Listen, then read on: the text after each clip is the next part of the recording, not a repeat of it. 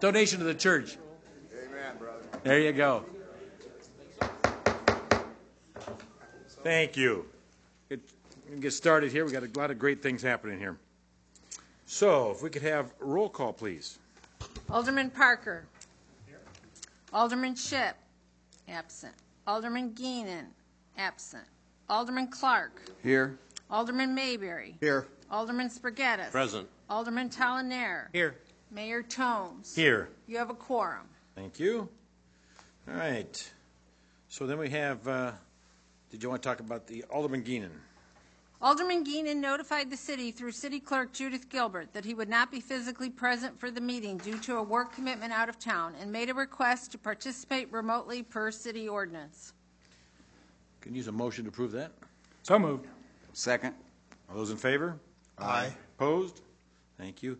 He won't be joining us. He's going to be even late for the phone call, but he'll be joining us here shortly, so appreciate that patience. All right. Pledge of Allegiance and then a moment of silence. I pledge allegiance to the flag of the United States of America and to the republic for which it stands, one nation, under God, indivisible, with liberty and justice for all. Have a moment of silence, please.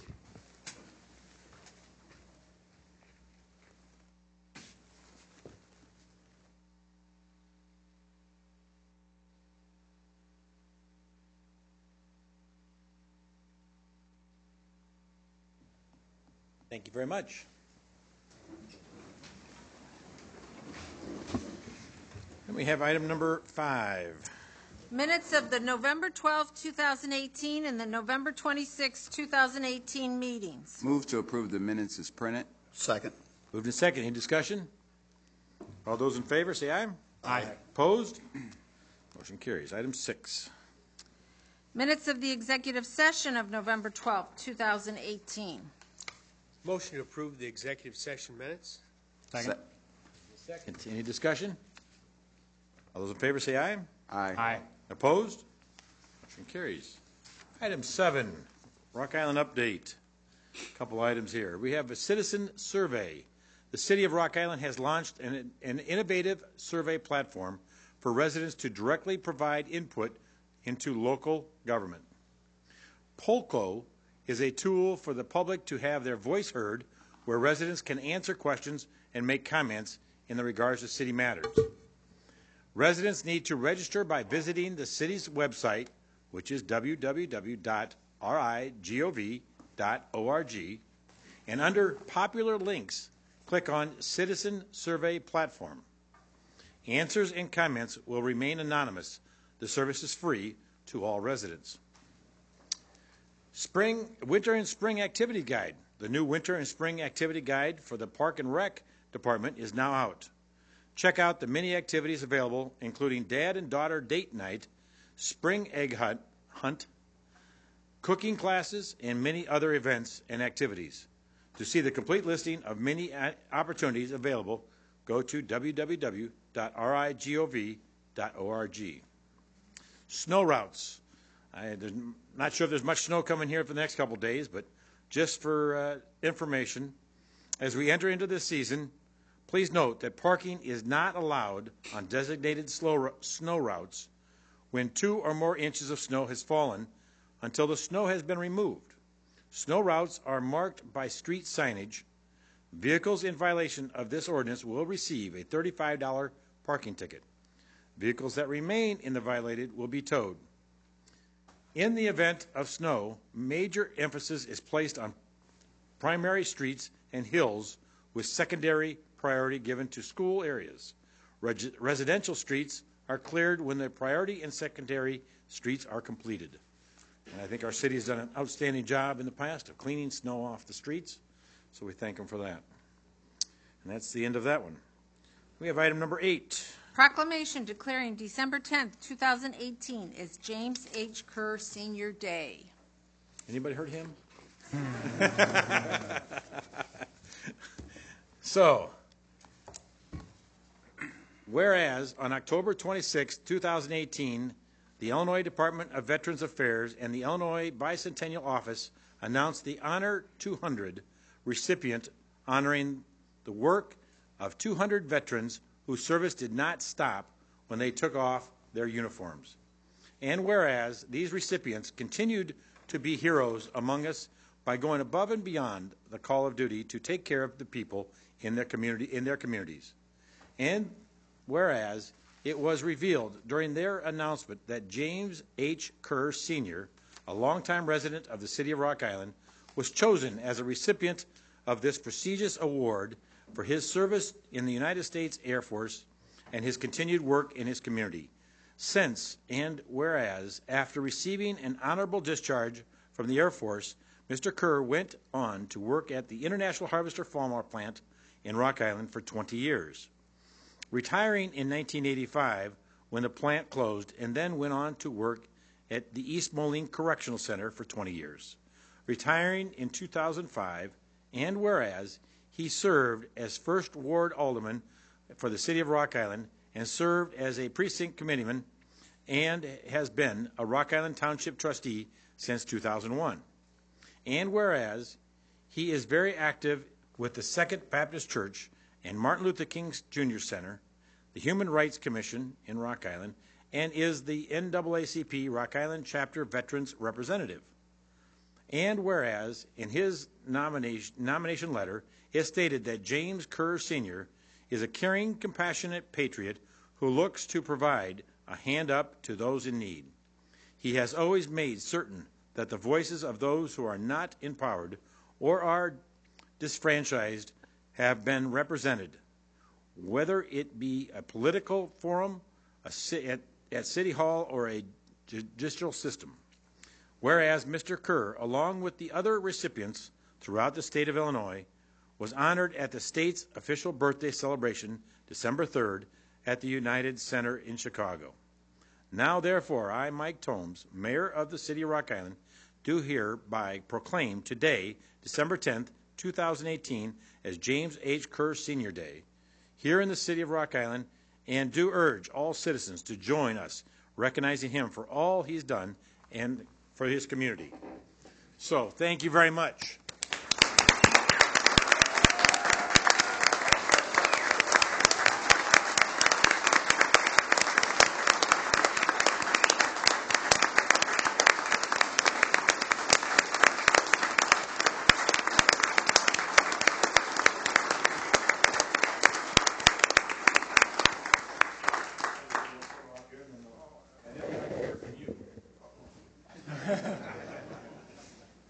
Excellent. 1, 2, 3. One more time. 1, 2, 3. You guys look good. Congratulations.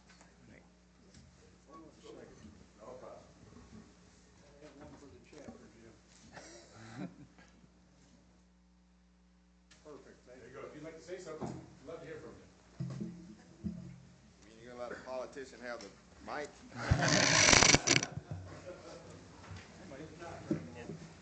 It's not turned on? Well, first of all, Your Honor, Yes. and this made my heart swell.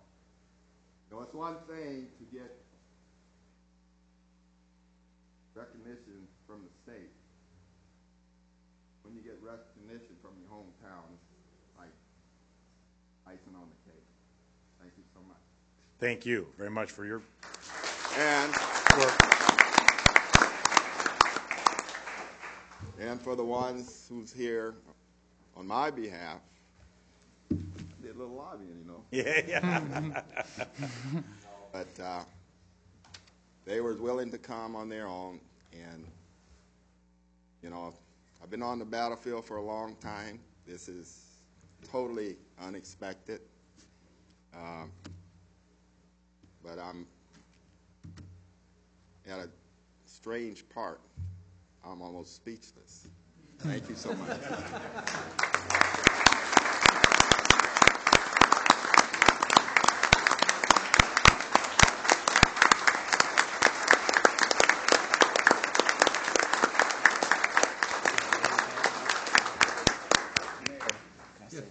Yes, you can say something. Before you guys leave, I'd like to tell a quick story.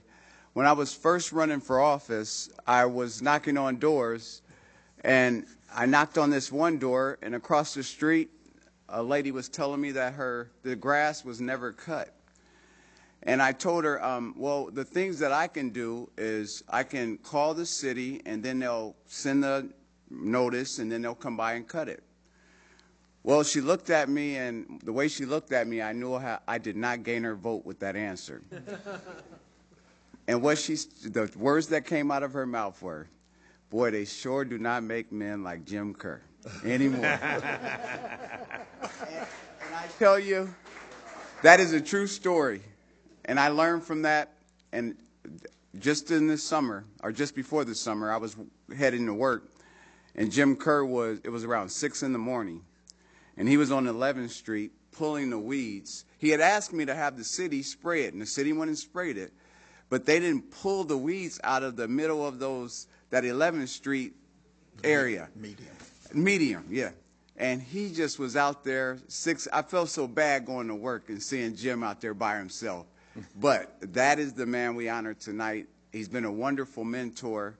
I can call him and ask anything, and he's always there for me.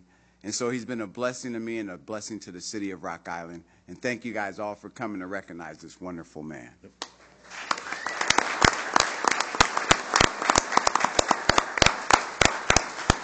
Mayor, if I could, Yes. maybe it'll go all the way around the Yeah. table, I don't know. But I'd also co-sign what Alderman Clark said. Jim and I have known each other since the 60s. When he was well, yeah, I'll be quiet. I won't tell our age. He won the seat in 1983 when we changed to the ward system, and he beat me, okay? I ran against him, and the best man won, okay? And we have been friends since then. We belong to the Active Club. We belong to other organizations, parties, and that. And there's no one in this city that deserves to have a day honored more so than Jim H. Kerr Sr., because Junior is here also. Thank you. Maybe you should run again.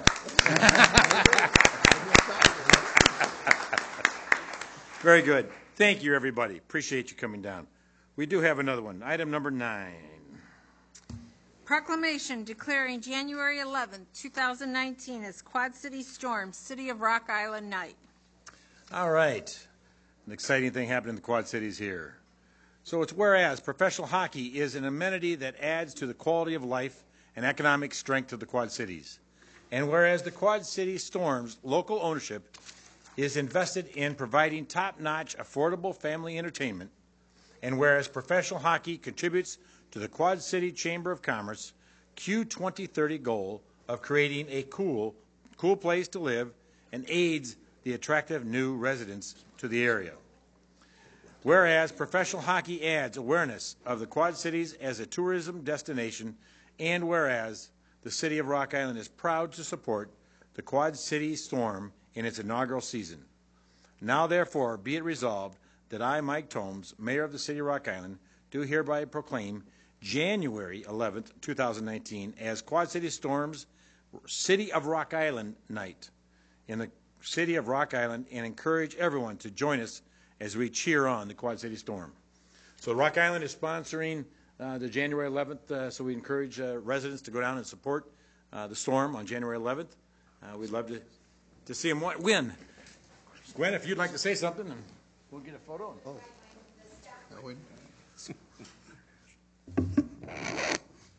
Thank you, Mayor. Love to. Do you want to come out with us so we can get everybody? We can do that.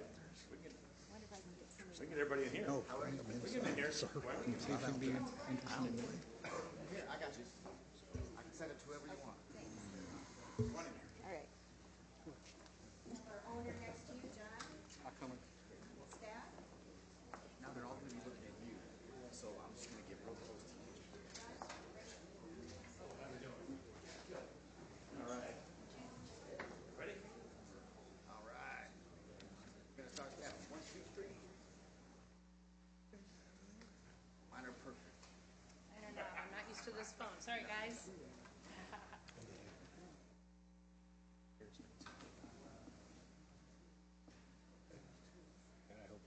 Good deal. Thank you. Why not, guys? Stay up here with me. Hi, everybody. I'm Gwen Tombergs. I'm the president of the Quad City Storm hockey team. And with me, I'd like to introduce my staff, my hardworking staff that's helping keep hockey, professional hockey in the Quad Cities. So first is one of our owners, John Dawson. We have, behind him, we have Alice, our office manager, Brian, our broadcaster and communications, Andrew, one of our sales team, Bobby, our sales director, and a few others couldn't come tonight. But one of the reasons why we wanted to announce this so early was to give people the opportunity to join us on that night, residents and businesses from the city of Rock Island. A couple of really cool things to make sure that everybody knows. We've had 8 home games, and in 8 home games, we are 28% higher in ticket sales than we were at this time last year with the former team. So what we're doing is working, and we're having fun. We're appealing to even the non-hockey lover. And it's a fun night out. It's a family-friendly night out. I want to make sure everybody knows that because we have a kids zone and things for kids to do that if they need a little break from sitting in the stands, that there's all kinds of things to do. But besides that, one of the things that we did was made a commitment to the community when the owners, local owners, stayed and brought and kept the team here, and that is we wanted to be the community's team. Please follow our Facebook page. Yesterday we had our players out at the food bank. They had a fundraiser out there. Our players are in the community all the time. In 8 games, we have given away $31,000 back to nonprofits in our community. That's how much we are here to make sure that we raise funds that stay in our community, that help the nonprofits in our community. So with 20 games still under our belt, we know that we're going to aim for $100,000 going back into our community. With that, I'd like to give John Dawson just a minute to say a couple words. Thank you so much for having us tonight, and this is an honor for us. And one of the things I'd like to talk about real quick is what we're doing with Rock Island. I grew up in Rock Island on 30th Street, graduated from Rock Island High School in '87.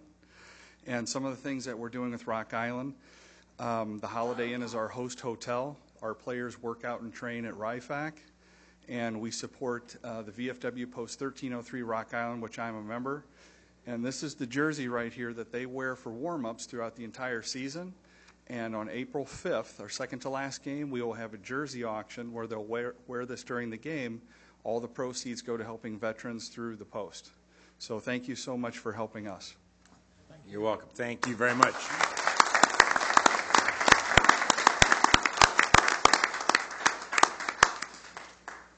Okay. We are on to item number 10. Mayor Tomes will close the regular meeting and open a public hearing regarding the calendar year 2019 budget.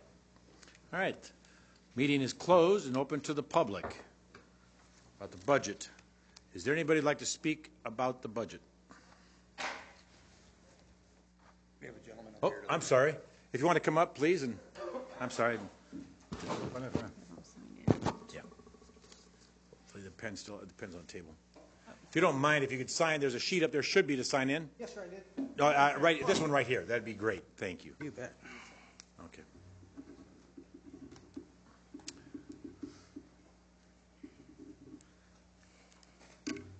Okay. Sir, my name is Jimmy Uribe. I've lived in Rock Island since 1992. I love living in Rock Island. I think it's a great community, sir. We recently formed a Rock Island County Tax Reduction Coalition. It's basically a lot of concerned citizens. We're concerned about what's happening to our state as far as taxes. And I just wanted to give you guys some facts, some issues that I think you should consider before you decide to increase our property taxes. As background information, our coalition is going to do everything we can to work with the cities within Rock Island County and Rock Island to try to reduce the tax burden. In my opinion, extreme taxation is social injustice against the taxpayers. The average property tax rate in Rock Island County is now 2.56%, more than double the national average of 1.17%. And I have 2 recent examples, sir, that we had pulled from real estate business. I have 2 examples of 2 comparable homes, one in Rock Island, whose taxes are $3,930, and a comparable home in Bettendorf, whose tax rate is $1,844. That's a significant difference. When I first moved into Rock Island, a lot of people from Bettendorf and Davenport were saying, don't move to Rock Island. I said, why not? They said, well, because of the taxes and it's not a good area. You know, that's BS. It's a great area. The only thing I have an issue with are the taxes. So Rock Island, in my opinion, is a great area. Add the 10% restaurant tax and the 8.5% sales tax, and it's no wonder why the taxpayers of Rock Island feel abused. According to Money Magazine, Wall Street Journal, and other business publications, our property tax burden is the second highest in the nation. New Jersey is number one. The same publications report that the average Illinois citizen pays higher taxes than the average resident of any other state in the Midwest. For example, the average state tax burden, and that's important, just the state tax burden for someone in Illinois is $8,300. For Indiana, my home state, it's $5,600, and for Iowa, it's $6,300. It's no wonder people are leaving Rock Island County by the thousands. According to an article published by the Illinois Policy dated 25 May 2018, from 2010 to 2017, Davenport and Bettendorf saw their populations grow by 5,200 combined, while Rock Island, Moline, and East Moline lost nearly 2,400 residents combined. There is no doubt in my mind, again, my opinion, no doubt in my mind, that Coca-Cola's recent decision to move from Rock Island to Walcott was in part driven by our repressive tax system. Extreme taxes are destroying the value of our homes, forcing people to leave Rock Island, diminishing the value of work, and reducing the incentive to work harder. Extreme taxation by the City of Rock Island and Rock Island County is an economic threat to the taxpayers of Rock Island. This form of taxpayer abuse, and I do believe it's abuse, is social injustice, and if not stopped, will lead to more outmigration and eventually the economic collapse of Rock Island. I ask the members of the council and the mayor to vote against the proposed 2.9% increase and other tax increases associated with the 2019 budget, such as the proposed 3% increase in sewer fees, the $12 per year increase in garbage pickup fees, the increase in ambulance fees, and the 1% increase in gas tax. Again, Rock Island is a great community to live in. Taxes are killing us. It's forcing people to leave. We want to stay in Rock Island. Please help us reduce the tax burden. Thank you, members of the council and Mr. Mayor. Thank you. Thank you. Is there anybody else who would like to speak? Yes.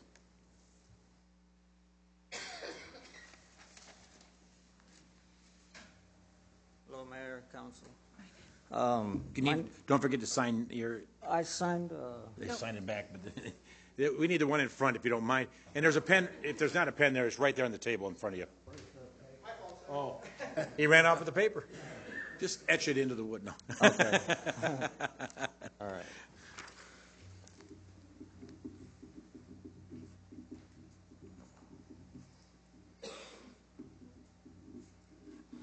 Okay. I wanted to speak to hopefully propose some sort of request about the trees around here. My name is Greg Baca, by the way, and I operate and manage 505 Boys Tree Services. And in the low-income communities, there's just such a huge problem here that I see with the trees. I mean, trees falling over, limbs breaking. I mean, the 4th of July. This part of the meeting really is actually about the budget more than it is any other topics. Oh, okay. I didn't know. So I apologize. No, that's fine. And what do we? Yeah, and sir, if you general discussion to address the council on other matters, that's what you signed up for on the back is the discussion at the end of the meeting. Oh, okay. I don't want to say at the end, but the public comments come after the end of the regular agenda items. Okay, so just So you come can, back. if you don't mind waiting, it'll take a little while, but you'll sit and wait till the end of this meeting, and then Okay. we'll get you an opportunity to talk. All right. And I apologize, but just this is the open meeting I for didn't the know, so for the thank budget. Yep. Want to hear your comments. Anybody else want to talk about the budget? Anybody else want to talk about the budget? All right, I'm going to close the open meeting, go back to our regular meeting.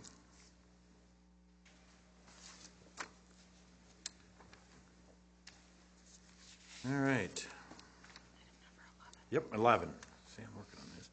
Item number 11. A special ordinance granting a special use permit at 2627 7th Avenue. Move to consider, suspend the rules, and pass the ordinance. Second. Second, yep. Been moved and second. Is there any discussion? Yeah, inside the, thank you. In the actual language of the special ordinance, or the special use permit, rather, I remember we talked about the fence being specifically a wooden fence. Does that have to be in this language? I think that we should modify that and make it wooden fence, and I thought that we had prepared something that did say wooden, because my notes mentioned that too when we were discussing it, so that was an error or an omission on my part, because you did specify in the discussion, and he agreed that it would be a wooden fence. So perhaps we would... Can I do that on the fly right now? Yeah, you can move to amend the motion. All right. So we should probably have a withdrawal. Yeah. Who seconded the motion? Do you mind withdrawing your second? I don't mind.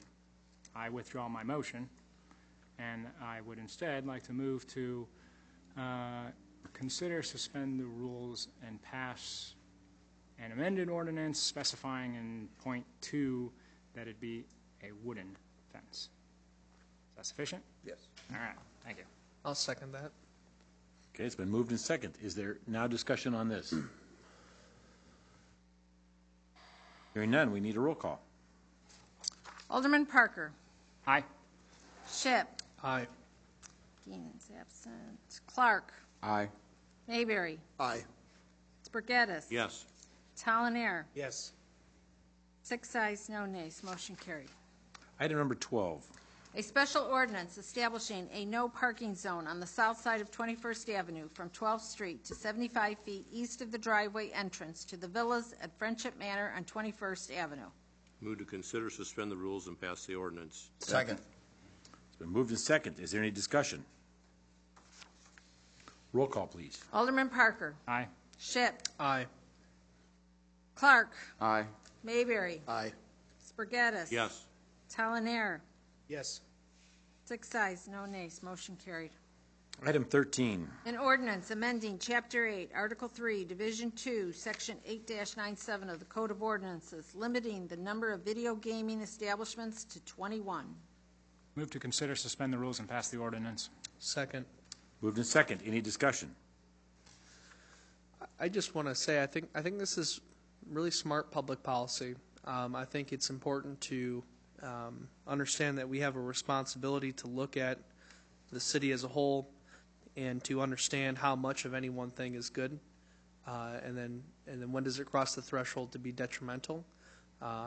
People have the legal right to gamble, but do we want a video gaming establishment on every corner in this city? I don't think that we do. So this seems to be that middle of the road approach that could certainly be increased or further reduced in the future, given the need. But I urge my colleagues to support this amendment here, this motion. I'm going to add to that, at this point, it's not part of this or anything else, but in the future, I think we need to be aware and think about signage also for these. Mm-hmm. City of Moline was taking an aggressive role on that, and we may, once again, see if there's a problem, so we don't need to worry about it, until right now, but I think that's an issue we need to be aware of. We don't need slot signs all over in these large billboards, temporary billboards and stuff, so in the future, we'll have to maybe address that. Right. Absolutely. Signage. No, I shouldn't say not just on this. Signage in general. We maybe have to take a look at on different issues, but this is one concern. I agree with you, Mayor. I think you look at Jumers, and I know it's the second ward, Virgil.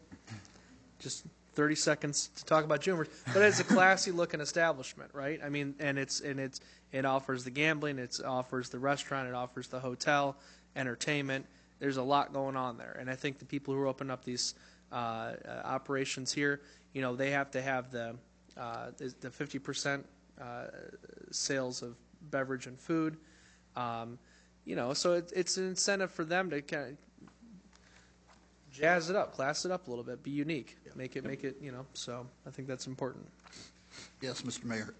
How many do we currently have, and how many are open? Physically in existence, I think there's 17. 18? 18. And then there's 3 in the pipeline. There's 3 people that have approached us, and so we did not exclude those. This will cover 3 that are potentially opening up here in the near future, Okay, and then that would max it out. okay, thank you. Okay? Roll call, please. Alderman Parker. Aye. Ship. Aye. Clark. Aye. Mayberry. Aye. Spargettis. Yes. Talonier. Alderman Parker, what was your vote? Aye. Aye. 6 ayes, no nays. Doing gum up here. Motion carried. It sounded like it was both. Aye. You'll never know how I voted. Item 14. No, now. Tax abatement resolutions A through P. I'm not reading them. Thank you. Right, thank you. I would have motioned to stop the clerk from reading. All right. So, is there a motion? So moved. Motion to adopt the resolutions A through P as recommended. Second. Moved in second. Any discussion? Yeah, could I imagine Stephanie, would you be the best person? I've had a number of people ask me, what is all this about? So, for the public's sake, please explain what we were doing.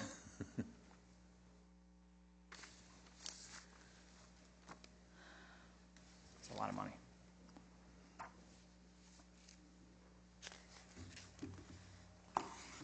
So what tax abatement resolutions are basically part of our our bond ordinances. Contained within the language of each of those bonds that we issue is the right and the ability of the city to levy for the purpose of paying debt service on each of the bonds that are outstanding every year. And these tax abatement resolutions are actually abating 100% of the principal and interest payments that the city owes for next year, 2019. So that total is $6.9 million. It's being paid for in various ways. Sometimes the enterprise fund, the water fund, and wastewater fund have some bonds outstanding, as does parks. The majority of our bonds are governmental funds, and so we are paying a good portion of those with gaming revenues, but also a couple of our TIFs have some debt. So it's basically when the mayor signs these, I take these next door over to the county and file them with the county clerk and say, hey, really, really clear, we don't want any of our debt service to go on the taxpayers' property tax bills. Very, very, very important. We double and triple check these numbers. Some communities will get in trouble by not including them in full, and the county will then extend it onto the tax bills, and we wouldn't want that to happen. Great. Thank you very much. Yeah, thank you. Any other discussion? I just want to thank Stephanie and her team in the finance department for doing this difficult and diligent work to make sure all this is correct. That seriously, we appreciate that, and I know all the residents and taxpayers do appreciate that we have a professional staff to be able to make sure that this is correct.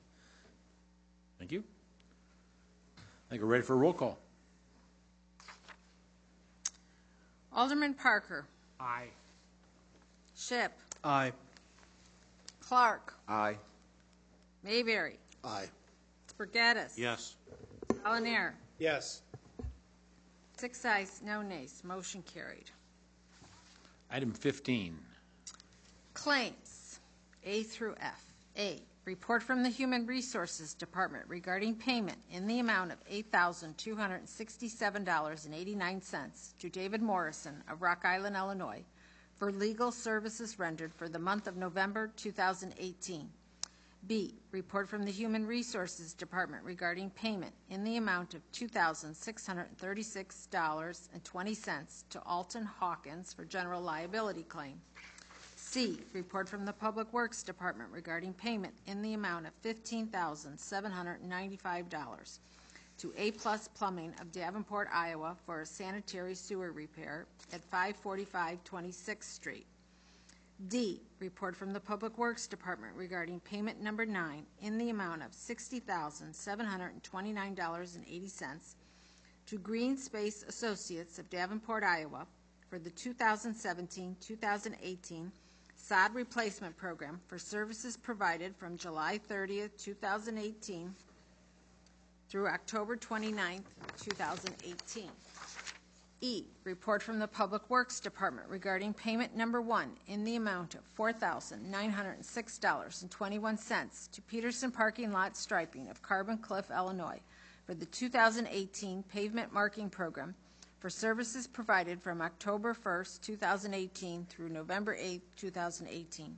And F, report from the Public Works Department regarding payment number 1 and final in the amount of $22,915.60 to Tri-City Electric Company of Davenport, Iowa, for the fiber optic cable Phase 10 Douglas Park Concession Stand project for services provided from July 26, 2018 through August 16, 2018. Move to accept the reports and authorize payment as recommended for claims items A through F. Second. Moved in second. Is there any discussion? Yes, trying to find it again. The person that we paid,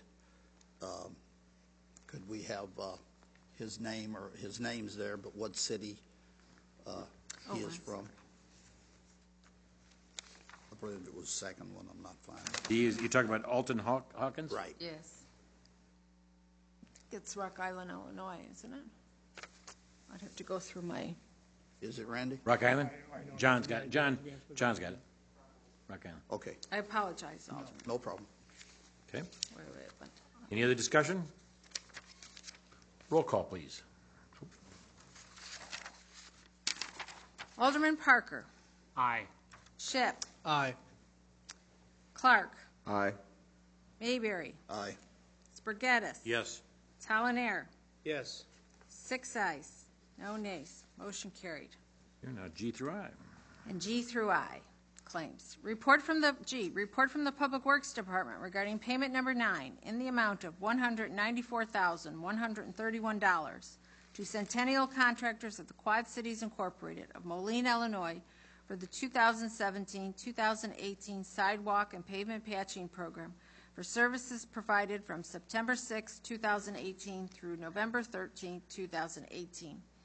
H, report from the Public Works Department regarding payment number 14 in the amount of $701,552.39 to Civil Constructors Incorporated of East Moline, Illinois, for the water filtration facility project for services provided from October 26, 2018 through November 22, 2018.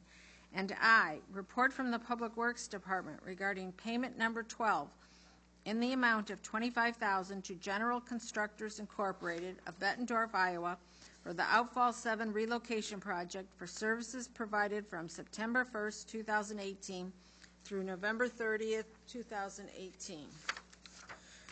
Move to accept the reports and authorize payments as recommended for claims items G through I. Second. Move to second. Alderman Geenan, are you on there? Yes. Okay, thank you. Just want to know whether, for roll call. Welcome. Is there any discussion? Due to the nature of my employment, I will be recusing myself from this vote. Okay. Roll call, please. Alderman Shipp. Aye. Alderman Geenan. Aye. Alderman Clark. Aye. Alderman Mayberry. Aye. Alderman Spargettis. Yes. Alderman Talon-Air. Yes. 6 ayes, no nays. Motion carried. Item 16. Claims for the weeks of November 9th through November 15th in the amount of $1,724,528.87. November 16th through November 21st in the amount of $154,708.38.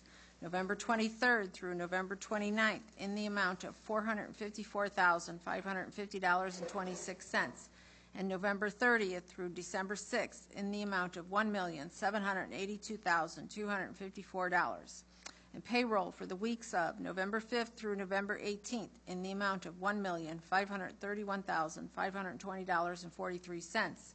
And November 19th through December 2nd in the amount of $1,495,442.55. Move to allow the claims in the payroll. Second. Moved in second. Is there any discussion? Roll call, please. Alderman Parker. Aye. Ship. Aye. Geenan. Aye. Clark. Aye. Mayberry. Aye. Spargettis. Yes. Talanair. Yes. 7 ayes, no nays, motion carried. Item 17. ACH payments for the month of October in the amount of $828,562.41. Move to approve the ACH payments. Second. Moved in second. Is there any discussion? Roll call, please. Alderman Parker. Aye. Ship. Aye. Geenan. Alderman Geenan. Heard a noise. I think it fell off. Clark. Aye. Mayberry. Aye. Spargettis. Yes. Talanair. Yes. 6 ayes, no nays, motion carried. Item 18. Purchase card claims for the period from September 27, 2018 through October 26, 2018 in the amount of $67,351.83. Motion to approve the purchases and card claims. Second. Moved in second. Any discussion? Roll call, please. Alderman Parker. Aye. Ship. Aye. Geenan. Clark. Aye. Mayberry. Aye. Spargettis. Yes. Talanair. Yes. 6 ayes, no nays, motion carried.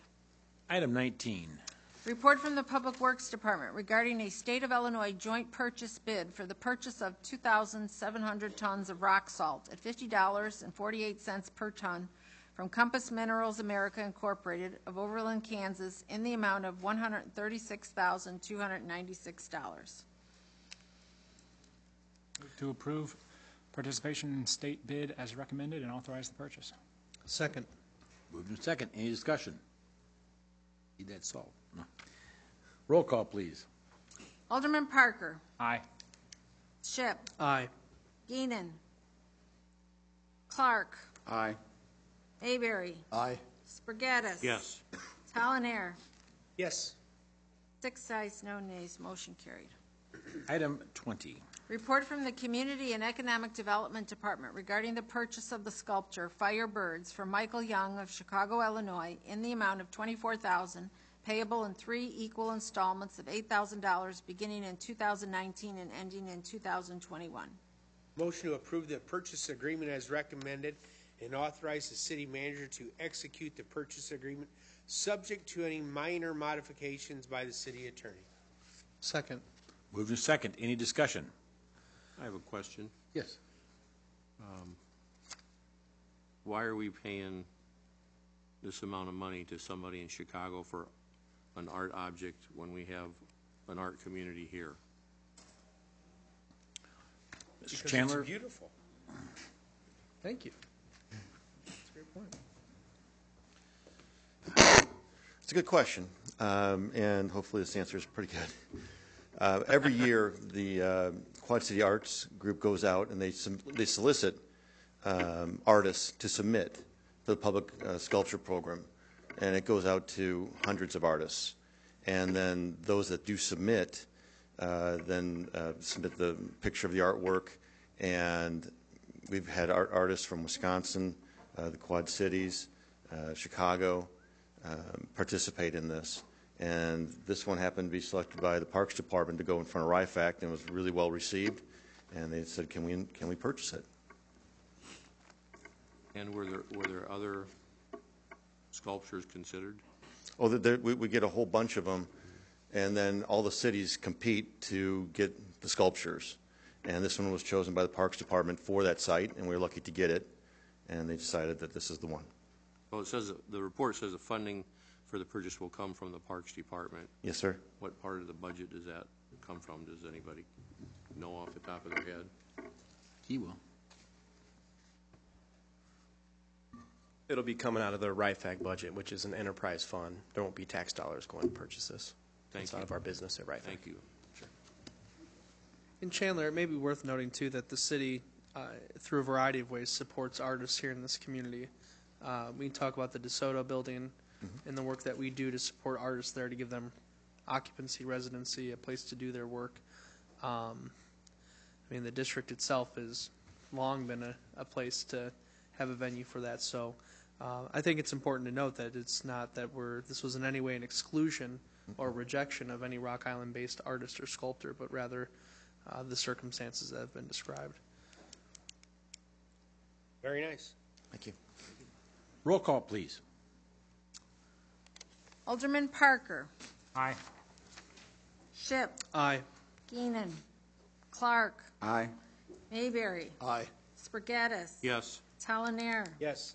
6 ayes, no nays. Motion carried. Item 21.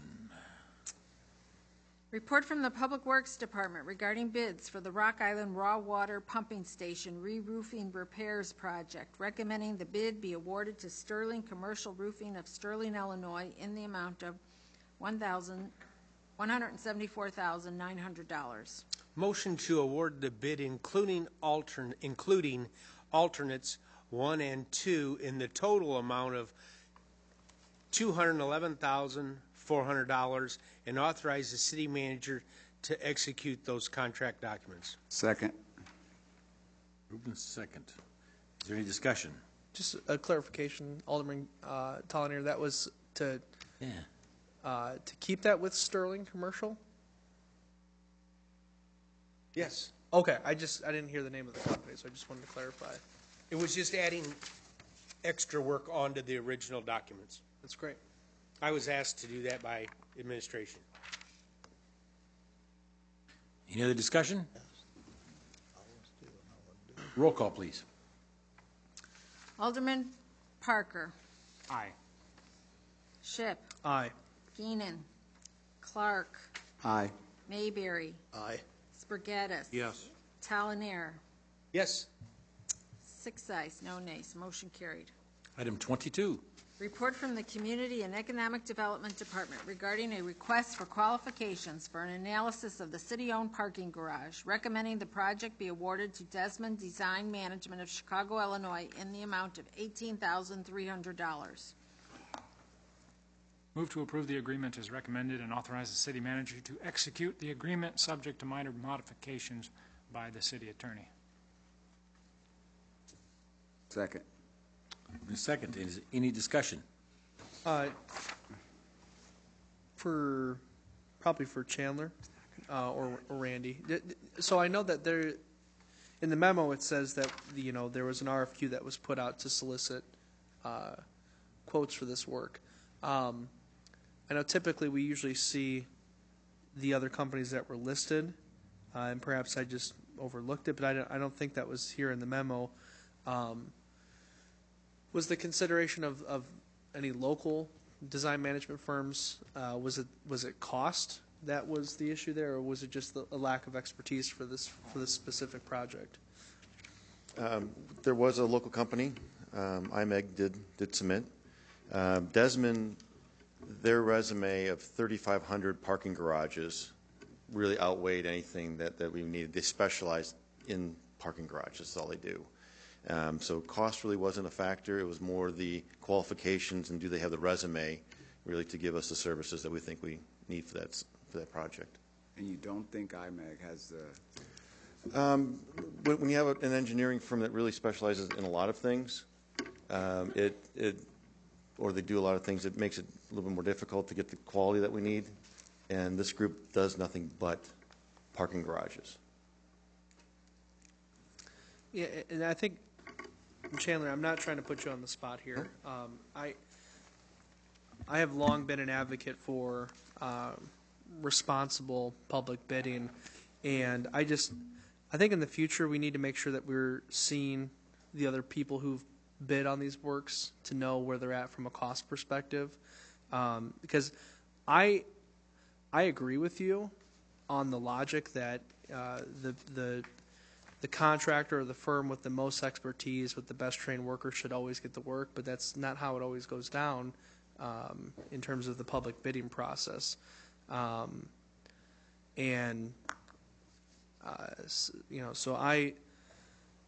I trust you and your department and Randy's approval of this, but it's because of that trust in your professional leadership here that I'm willing to support this, but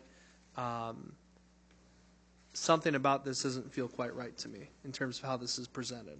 And I do want to flag that I think it's appropriate that the public bids that come to us, the format's the same across the board. We see who else has bid and where they're at on the dollar price. I think I can leave it at that. Was the price comparable? Well, these are just qualifications. Yeah, just to clarify, this is a request for qualifications. That's what we do for professional services, so Sure. engineering, legal, that type of thing. So it isn't a cost factor. It's a presentation of their qualifications, and then that's how they're selected. But it's still a publicly bid contract, though. It's not bid. It isn't a public, RFQ. we don't submit a bid. They don't submit a bid. They submit qualifications. Okay. So it's a little different than, Yeah. because we don't have it'd be different if we had a listing of, these are the 25 items we want you to do, and this is what we expect. And in this type of instance, it isn't that. It's, we need someone to come in and do an analysis of our parking garage, send us your qualifications.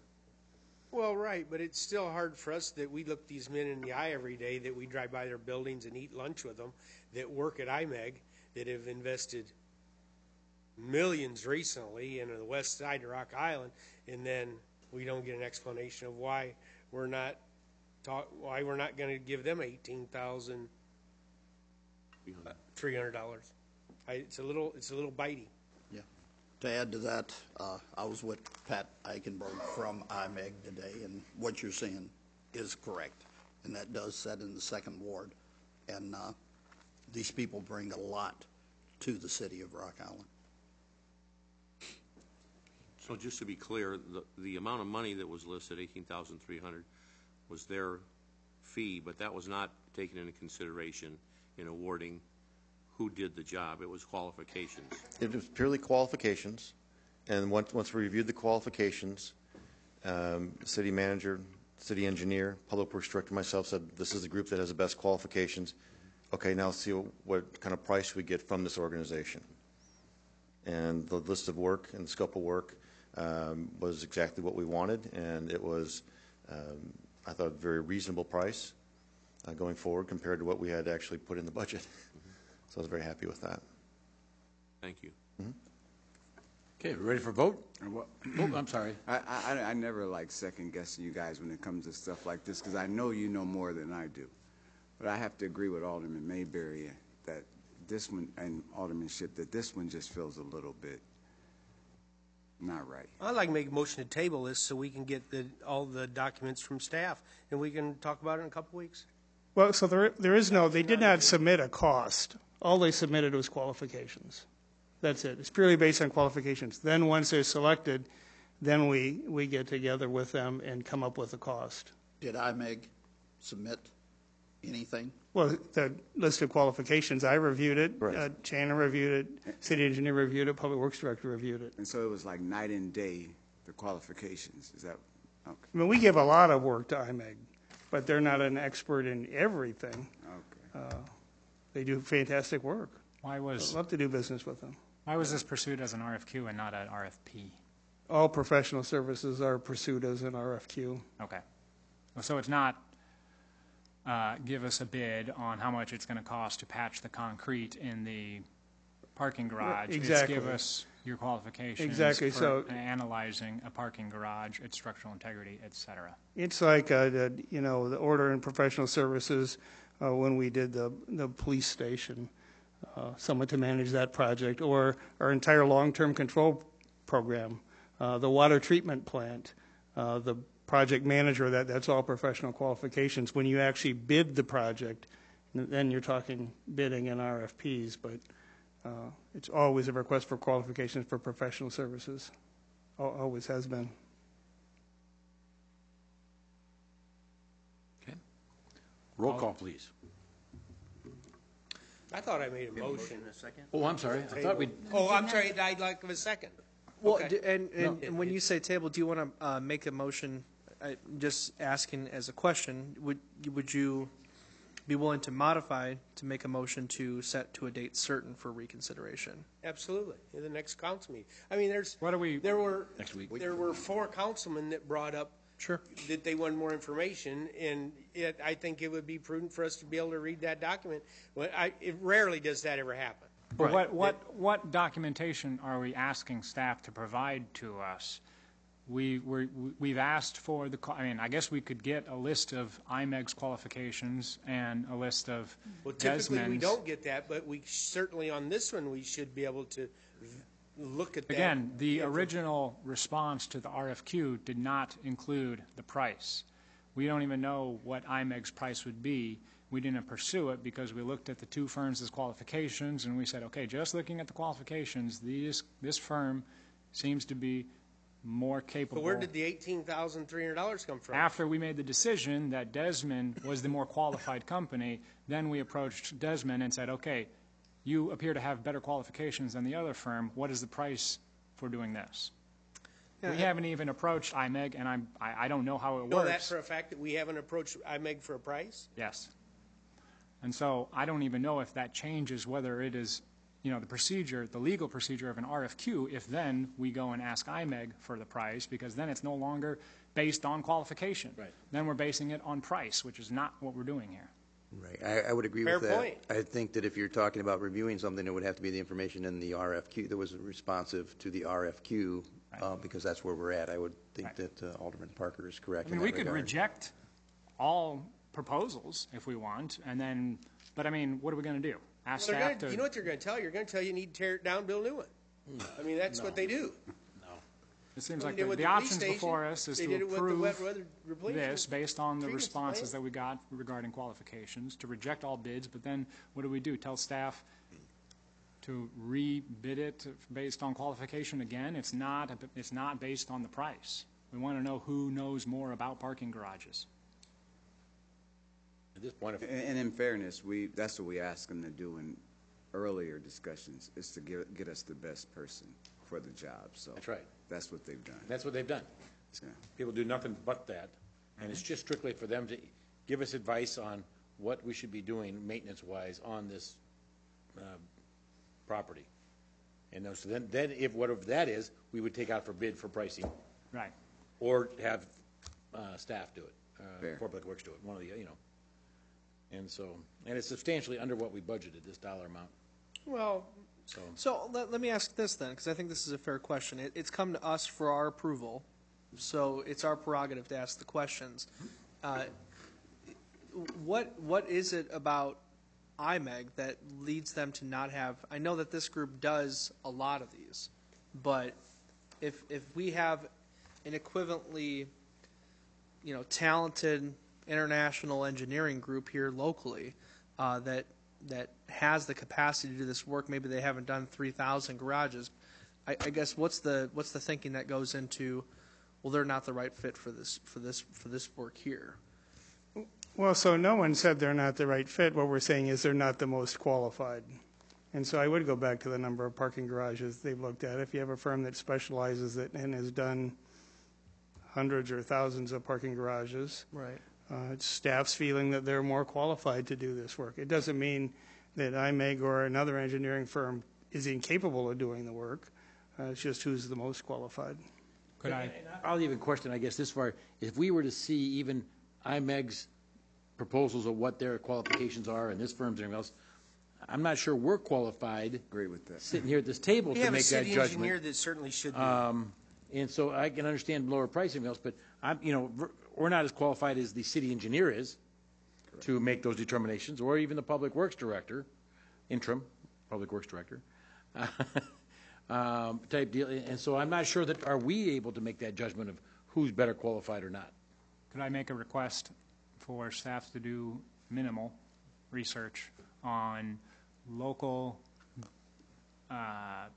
hiring preference for RFQs in the state of Illinois?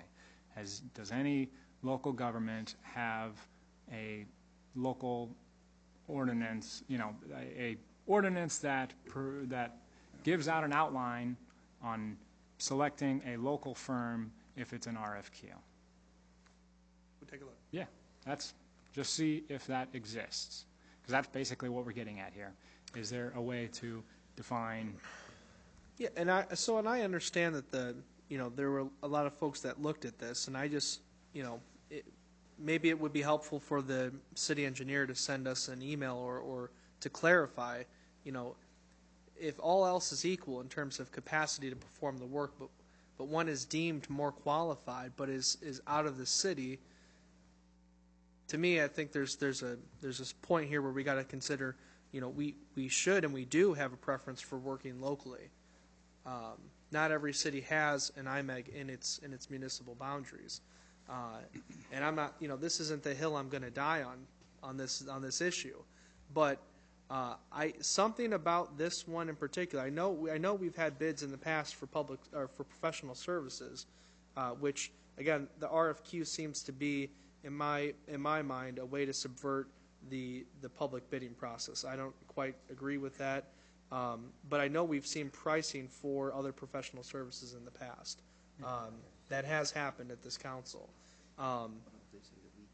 So, to help, assuage any concerns or fears that we have that we, are going down the wrong path, or not the wrong path, but just to help educate us then, if one is deemed the most qualified, but both are capable of performing the work from a professional standard, and one's local and one's not, I think we're doing something wrong then in the determination process here, because it's not a capricious or arbitrary concern. If we've looked at all these other categories, and then one is local, and they're, to me it seems we should be keeping the money in the city. Yeah, if it's night and day qualifications, I totally understand what you're saying. It's just concrete. Yeah, I can't understand how it's night and day, but the understanding I have, IMEG is either number 1 or number 2 in the world as far as what's going on. So why wouldn't they have someone that can do these services? Could I also make a request maybe in future memos regarding awarding RFQs, that language be included in the memo as to why the city staff, the objective bullet points as to why city staff believe that one firm was more qualified than the other. There's nothing in the memo that has anything to do with, it just says, staff decided that they're more qualified. Well, maybe we could avoid this conversation by seeing Just a recommendation. Let me just throw out this idea. Maybe it would be good to have a simple rating system so that if one company got a rating of 10 and another one got one of 8 and the others were 5 or below, we'd have some real concept of what we're talking about. And the other thought is, how good do you have to be? Yeah. I'm done. World class. World class. Are we about ready? I got to All remember questions. now where we're at. But did we have a motion to pass this? Well, yeah. Yes. No, I made it. There's not one out there right now. I thought we had a motion already. Yes, the clerk. There was a motion and a second. You're right, there is. You're But right. then, There- but then you're when right, there, if there's a motion to either table to a date certain, or if there's a motion to table in general, then that supersedes, you go through with, if there's a second for it, then you go through with that There's been motion. no- there's been But no if there's not been second, so we're in the middle of no second to the motion yet, other than the motion to table. Do you want that vote, Alderman Townier?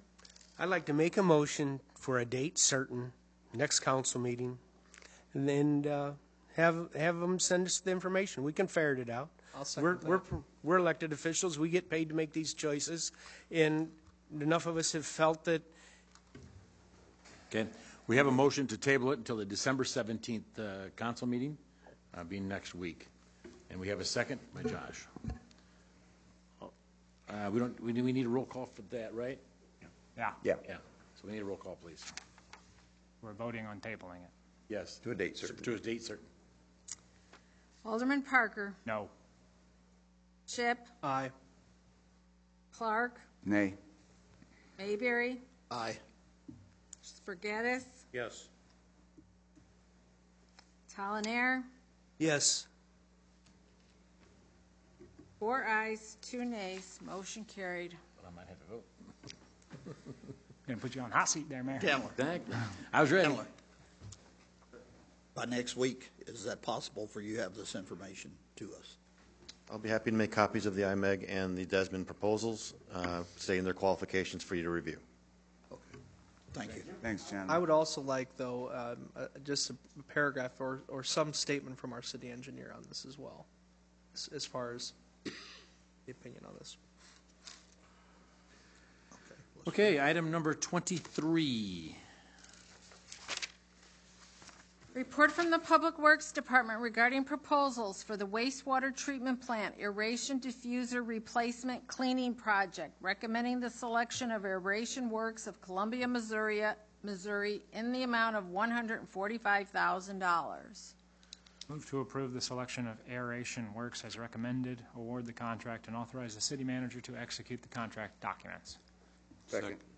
Moved to second. Is there discussion? Roll call. Alderman Parker. Aye. Shipp. Aye. Clark. Aye. Mayberry. Aye. Spargettis. Yes. Talonier. Yes. 6 ayes, no nays. Motion carried. Item 24. Report from the Finance Department regarding an ordinance for the levy, assessment, and collection of property taxes for the City of Rock Island for the fiscal year beginning January 1st, 2019 and ending December 31st, 2019. First reading. Move to consider the ordinance as recommended. Second. Moved to second. Any discussion? Just to clarify, since this is a move to consider and a first reading, that means that it's not passing. I'm just doing this for people in general. It's not passing tonight. There'll be another vote On the 17th? Next week. next meeting next week. Correct. I'm sorry. I'll make a comment. Sidebar. Yeah, sidebar. Let me just make a comment I guess in regards to a little bit of the comment earlier, is that I also agree and think a lot of citizens want to keep property taxes as low as they can and hold them down in reasonable amount. I really encourage that. I also believe in a balanced budget and should not be drawing out of any reserves to get us there either. And so it's a matter of trying to balance expenses with revenue. And the city's revenue, I'm going to kind of a general thing here, and I hate to get on a soapbox, so to speak, but our revenue has been flat at best, and expenses have been going up. The city staff and council, I think, have worked very hard at trying to find expenses to cut. It's getting down to the point that there are very little to cut unless you cut services. And I don't think anybody wants to start cutting services. And the services could be a lot of different areas. Could be the number of snow plows that are out there. It could be how often we pick up garbage, et cetera. It could be the leaf bags. It could be a number of things that if we want to start cutting into those quality services that we're used to having in the city of Rock Island and do extremely well, the expense to cutting expenses is getting very, very difficult. And some of this you've read in the papers and you've seen, but 77% or thereabouts of our general fund is in payroll. And so it's very difficult to control all that, with that even being a majority of being contract negotiated wages. And so there's even less flexibility in some of those controlled expenses. So it's very difficult to keep this, to keep it down anymore. We need to find new revenue to offset some of these things. There's no doubt about it. Whether it be new businesses for property taxes, whether it be sales tax, et cetera, we need to try to find that revenue in the near future. I think that everybody's done a great job of trying to control expenses. I also wanted to put a but with it, is that everybody talks about property taxes and property taxes chasing people out and property taxes not being equal and everything else. There's a lot of other factors besides property taxes and decision-making that people make. The decision also is, if you look at it, is income tax. The state of Illinois income tax is lower than Iowa's. If you want to call it a wheel tax, the license plates are a lot cheaper in Illinois than they are in Iowa. You can buy more house square footage in Illinois than you can in Iowa for the most part. So your dollars go farther in a home that you want to try to buy. So the those type of advantages, if you're looking at it, you got to make sure you look at the total picture of what the cost is to living in, and I say Illinois because it could be Moline, Rock Island, East Moline, doesn't make any difference, the Illinois Quad Cities. There is minor differences between some of the Illinois Quad Cities when you compare those versus nationwide. When you compare nationwide, the economies are a lot different. You go to New Jersey and to buy a home, and the cost of living is a lot different than it is here, so it's a lot more difficult to compare as it is in a lot of cities. And so we got to make sure we compare apples to apples when we compare it. Now, I'm not making excuses for high property taxes. I'm not making excuses for trying to raise it at all, because I think we need to continue to work hard at trying to not only keep them level, but to lower them at some point. There's no doubt about it. I think that that's a very important fact. But until people are willing to give up some services, we're getting down to the bare bones on a lot of these issues. I don't want to repeat too much, but I've personally dug into some of these and looked at them and spent time with finance and different staff. We've talked about it at study sessions. We've talked about goal setting in study sessions of things that we want to see accomplished. And we put it out there for public opinion on this POLCO type questions. And people are wanting to keep the services. They're not at this point. What we continue to hear is don't give up the quality services that the city of Rock Island has. And so we need to keep that all in mind. Keep our feet to the fire, please. I encourage the citizens to keep our feet to the fire for controlling the expenses. But then help us also bring in new businesses. To talk about, if we talk about negatively about that where everybody's running, everybody will run. And I understand trying to tell a story and everything else, but we need to make sure that we tell the positive stories also, along with some of the negative ones. Otherwise, we're going to keep breeding negative results. You get what if you make a mistake and keep doing the same thing, you're going to keep on making that mistake. And so we need to work on that. I don't want to get too many examples, but you talk about the Coca-Cola building. There's more behind those stories than what sometimes we see in the press or otherwise. I mean, they're consolidating some businesses from even Iowa.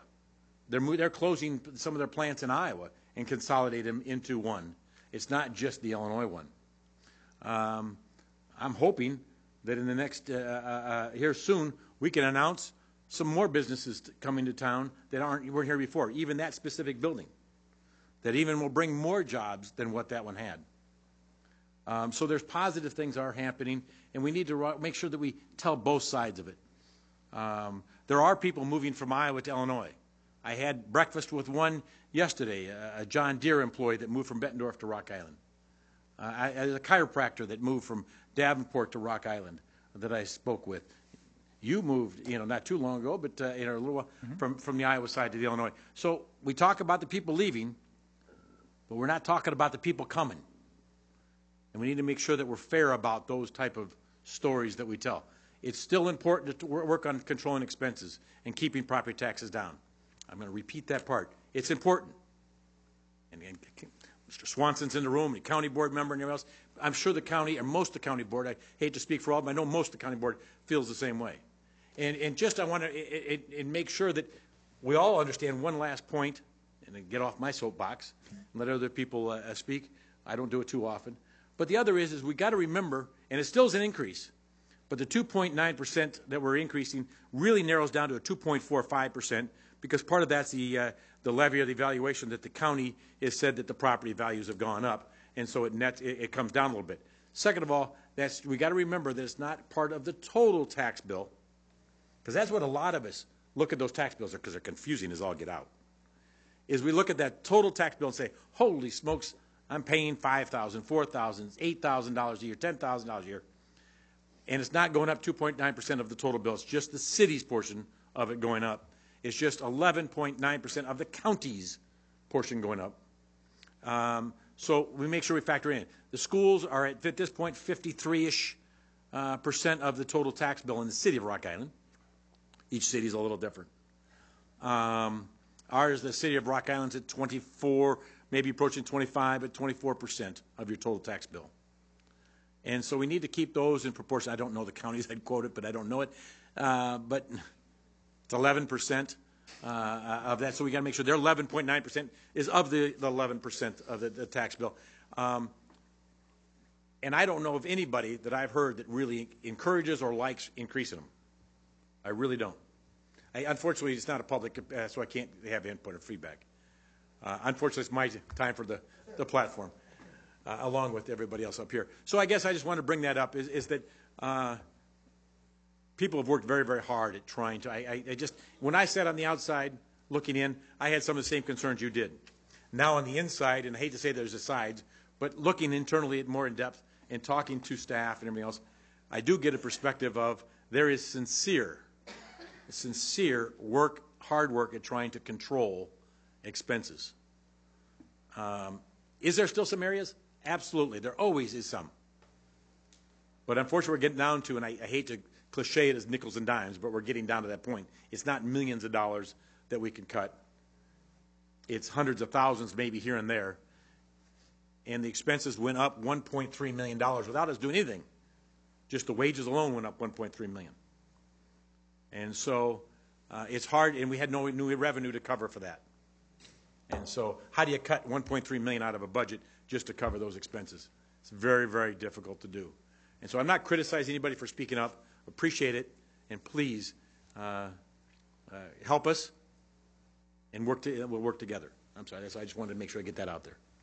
So anybody else have any comments or thoughts? I had asked for some information to be shared with council on an alternate increase. It was still an increase, but within a slightly lower range, maybe comparing what the home, $100,000 home difference would be if we lowered our increase from, and I use the figure from 2.42%. I don't know if that's the right one to use, but to slightly lower. And I don't know, is that something you can share with us now? Yep. So Alderman Spargettis asked to look at if we lowered that property tax rate by 0.5% and then 1%. So that 2.9% increase in the levy equates to 2.42% increase in property tax. That additional revenue from the levy is $359,000. If we were to reduce that property tax rate to 1.92%, which is 0.5% less, it's a little over $60,000 less. So the revenue from that would be $296,000. If we reduce that another 0.5% to 1.42%, the total revenue would be $235,000. So a little over $60,000 every 0.5% or $120,000, give or take, every percent. That's what we're looking at.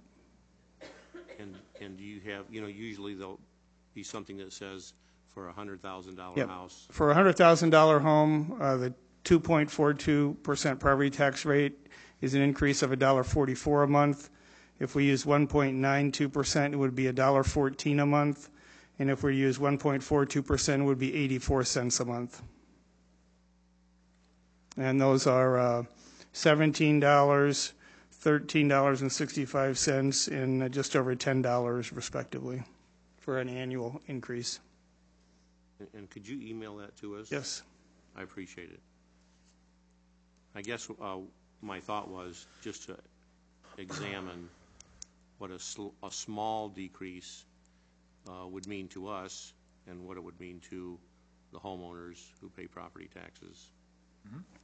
I know we're going to vote on this tonight, and then we're going to vote again next week, so there's a little bit of time to consider things. All right. Yeah, I think in general, I want to say that the city of Rock Island has long had a tradition of being for lack of a better words, a conservatively managed city. And that's certainly helped weather and endure, the hits that we've had to take, whether it be IH leaving or missed opportunities or companies leaving elsewhere because maybe they can make more profit in a different city.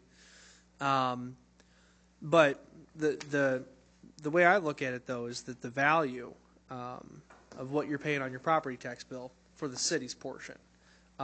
If we talk about the $100,000 home as the benchmark for the discussion, and if we're at 24% I mean, roughly you're looking at maybe around $700 or so on that tax bill is what's going to go for the city, and that's about $60 a month,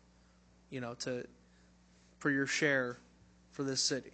And you think about all the parks, and you think about the services that we've got here, and the police and the fire, and the public works. I mean, the library system that we have.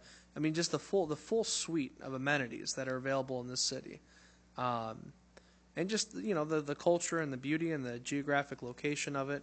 To me, it's really incredible when you think about the things that cost more than $60 a month. A cell phone bill, Hulu Live is $45 a month. I mean, and people spend their money how they're going to spend their money. But last year we had a large increase. It was just under 10% of a property tax increase, and that was going after 5 years of no property tax increase. And I know that it was because our staff did such an incredible job, and the elected officials and the mayor in particular, getting involved in the way that he's done 2 years in a row now. Just the process bleeds transparency. It is transparent from start to finish. And for those, in the audience here or who are watching or who are going to read about this in the paper, I mean, if you want to really have a genuine discussion about us with the budget, the time to do it is not now. The 2.5, 3 months, and Stephanie can say it's year-round, and it is a year-round effort. She's educated us on that. As a city, we've learned, I think, more and more each year with the leadership team we have now about the budget process. But my point is that you really want to come to us September, October to start digging your hands into it when we dig our hands into it, so that people who are legitimately concerned about tax can come in and get educated and see what this operation looks like, all the nuts and bolts. It's all there. There's no skeletons in any closet here.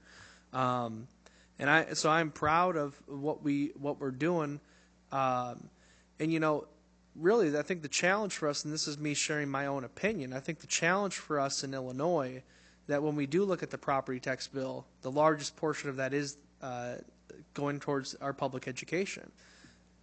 As a product of public education for my K through 12, and I was happy to go to Augustana College. I mean, that was a no-brainer for me, right, Kai? No, but the point is that I know that it's been the single greatest instrument in this country to raise the economic output and just the general education of this population was having public education. And that needs to continue to be the flagship of our democracy. But here in Illinois, we've got a system where so much of the burden of funding the tax, which I view as one of the state's primary responsibilities, is put back at the local level on the property tax owner. And I know that there's been a lot of efforts to look at the formula and address the formula for school funding, for public education funding, and I think that needs to continue, and I think people need to research the issue and talk to their state reps and their state senators about what other states have done to alleviate that substantial portion of the property tax bill. Because you could imagine if that was reduced even by 10%, 15%, when you're talking about something that makes up 50% of the property tax bill. That's real relief for taxpayers. That's real relief.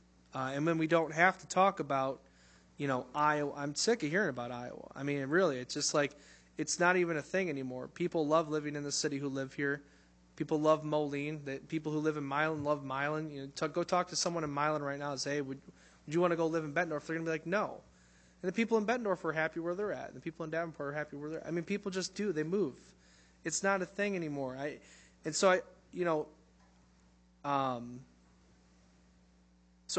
am proud, though, because last year and this year included, I feel that the lack of calls that we get, I think last year in particular, probably some of us were really nervous about that. But we didn't do it recklessly. And so I just want to conclude that I feel like the people in this community, there's a high level of trust with this body as it is right now and with the staff, that what we're doing is transparent. What we're doing is what we have to do to keep the services that the residents expect to have in this community. So I want to thank the staff, and I want to thank the mayor in particular for taking such a strong leadership role in this process. It's a lot of work. Any other comments? Final Take question. a vote? Okay. Yeah. Randy or Stephanie, it's pretty brief, but to give the 30,000 mile vantage point back in September, beginning of the fall, when we started this process with the council at least, we were looking at a, $3.5 million deficit in the general fund, right? Correct. So we knew we had to do something to address, we don't pass unbalanced budgets here in the city of Rock Island, so we knew we had to do something to address the $3.5 million deficit. Now, that is an improvement from last year's $5 million deficit, right? So we are making long-term changes to address the deficit, which is good. We're not going to do it overnight, but we're making long-term changes. And so with this $3.5 million deficit, we have a combination of cutting expenses, because we're not just raising your property taxes and saying, problem solved, No, we're cutting expenses, delaying future fleet purchases, right? Delaying street repair, road construction projects, reducing materials bought by Public Works, when keeping a number of positions vacant. We're not replacing a number of positions. We talk about personnel. We're leaving them vacant within the city, and we're looking at, if they stay vacant long enough and the city is still able to run its business, eliminating those positions. So those are all things that we have done with this budget. We, the council, and staff, who work much harder at it than we do, have proposed. Now, there are revenue increases, everything from raising the gas tax to raising property taxes. That's, if I get this right, about $1 million in expense was cut, $1 million in revenue was raised, and then about $1.5 million in our savings, basically, was used to fill in the gap going into our reserves, which we still have an appropriate amount of reserves. This is just why we have reserves. And so I don't want people having the opinion that we have a deficit. What do we do? I know, we'll just raise the property taxes, because that's not what we're doing here. We're doing a mature, appropriate combination of cutting expenses, raising revenue, and using reserves, using a rainy day fund. So there's not much more to say. Everyone else has said a lot, and I appreciate everyone's work. All right. Ready for roll call? Yes. Roll call, please. Alderman Parker. Aye. Shipp. Aye. Clark. Aye. Mayberry. No. Brigadis. Yes. Collier. No. 4 ayes, 2 noes, motion carried. Item 26. It's been so long. 25. 25? I'm sorry. Report from the Finance Department regarding an ordinance adopting the budget for the fiscal year beginning January 1st, 2019 and ending December 31st, 2019. First reading. Move to consider the ordinance as recommended. Second. Moved to second. Any discussion? Roll call, please. Alderman Parker. Aye. Shipp. Aye. Clark. Aye. Mayberry. No. Spargattis. Yes. Collier. No. 4 ayes, 2 nays, motion carried. Item 26. Report from General Administration regarding an ordinance amending the boundaries of the Quad Cities Enterprise Zone and intergovernmental agreement. Motion consider, suspend the rules, and pass the ordinance. Second. Moved to second. Any discussion? Roll call, please. Alderman Parker. Aye. Shipp. Aye. Clark. Aye. Mayberry. Aye. Spargattis. Yes. Talonier. Yes. 6 ayes, no nays, motion carried. Item 27. Report from General Administration regarding an ordinance amending Chapter 2, Article 2, Section 2-32 of the Code of Ordinances relating to regular meeting dates of the City Council. Move to consider, suspend the rules, and pass the ordinance. Second. Moved in second. Any discussion? Roll call, please. Alderman Parker. Aye. Shipp. Aye. Clark, Aye. Mayberry, Aye. Spargattis. Yes. Talonier, Yes. 6 ayes, no nays, motion carried. Item 28. Report from the Finance Department regarding draft revisions to the city's financial policies. Motion to approve the draft revisions as recommended. Second. Moved in second. Any discussion? For the public's good, sorry, I know it's getting late, but Stephanie, can you come up and briefly summarize what we're changing? We're talking about the budget. We should probably talk about our financial policies.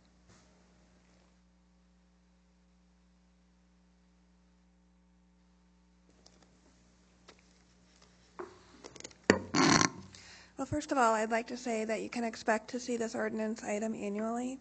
And this is something that really should be something that we review in a transparent process in front of the public body. It reminds us of basically the framework in which we manage our finances. But the changes, some cleanup of language. Probably one of the biggest changes is found on page 1 under the general fund cash balance and excess general fund cash balance. So we have always strived to maintain a 90-day cash reserve in the general fund. We actually are amending this to 60 to 90 days, in part because we will be using some of our reserves to fund next year's budget. I feel very comfortable in putting this forward. GFOA, the professional organization that gives guidance to local governments throughout the United States, has a best practice. You can find it on their website, and it is 60 to 90 days, depending on the situation of the government. I would not advocate going down to 60 days by any means, but by updating the policy to state 60 to 90 days, it gives us some flexibility in which to manage our finances, and we'll continue to monitor this going forward. Other changes included some changes with the riverboat gambling, just kind of changing some wills to should. So we should utilize the gaming revenues from the year prior. It previously said will. So we are changing it to should. So it's still saying ideally we don't want to touch those reserves. We want them to sit there. Again, a very transparent process about what we're doing with any reserves and how we're spending it. Before you later tonight is the CIP for approval. The very last change would be on the last page, and that was our actuarial assumptions for police and fire pension funds. So I updated the language to what was presented and approved by council 2017 and then this past summer in 2018. So just kind of putting forth how we're funding our police and fire pensions. Thank you very much. Thank you.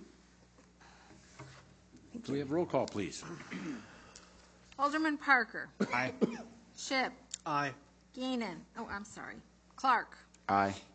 Mayberry. Aye. Spargattis. Yes. Talonier. Yes. 6 ayes, no nays. Motion carried. Item 29. Report from the Finance Department regarding the 5-year capital improvement plan for calendar year 19 through calendar year 23. Move to approve the 5-year capital improvement plan as recommended and authorize staff to implement the CY 2019 projects and expenditures pending approval of the CY 2019 budget in December. Second. Moved in second. Is there any discussion? Yeah, that is a mouthful. Here's one. Roll call, please. Alderman Parker. Aye. Shipp. Aye. Clark. Aye. Mayberry. Aye. Spargattis. Yes. Talonier. Yes. 6 ayes, no nays. Motion carried. Item 30. Report from the Finance Department recommending an increase in the local gas tax rate of 2 cents from 3 cents to 5 cents per gallon of motor fuel. Move to approve the increase in local motor fuel tax as recommended and refer to the city attorney for an ordinance. Second. Moved in second. Is there any discussion? Roll call, please. Alderman Shipp. Oh, I'm sorry. Alderman Parker. Aye. Aye. Clark. Aye. Mayberry. Aye. Spargattis. Yes. Talonier. Yes. 6 ayes, no nays. Motion carried. Item 31. Report from the city clerk regarding the schedule of regular meeting dates for the Rock Island City Council for the calendar year 2019 pursuant to the Open Meetings Act. Move to approve the 2019 annual schedule of council meetings as recommended. Second. Moved in second. Any discussion? Roll call.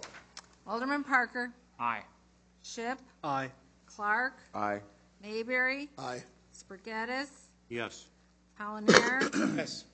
6 ayes, no nays. Motion carried. Item 32. Report from the Community and Economic Development Department regarding the Citizens Advisory Committee's recommendations for calendar year 2019 gaming grant fund allocations.